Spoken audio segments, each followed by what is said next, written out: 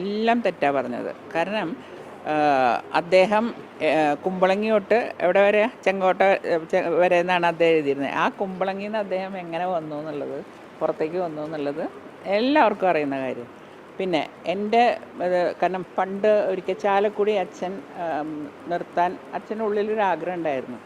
പക്ഷെ അത് നമ്മുടെ കൂട്ടത്തിൽ തന്നെ മുരളിയേട്ടനും കൂടി ഉണ്ട്. രണ്ടുപേർ കൂടി വേണ്ട പറഞ്ഞപ്പോൾ ഞാൻ തന്നെ പിൻവാങ്ങി. ഞാൻ പറഞ്ഞു വേണ്ട, വെറുതെ അടിയുണ്ടായി. അപ്പോൾ അച്ഛനും അത് പിന്നെ മൈൻഡ് ചെയ്തില്ല. ആ സംഭവത്തിനെയാണ് പറയണത്. പോയി സോണിയാഗാന്ധിയുടെ അടുത്ത് സംസാരിച്ചു. എന്താ സോണിയാഗാന്ധിയുടെ അടുത്ത് സംസാരിക്കാൻ കെ കരുണാകരന് വേറെ ആരുടെയെങ്കിലും സൗജന്യം വേണം?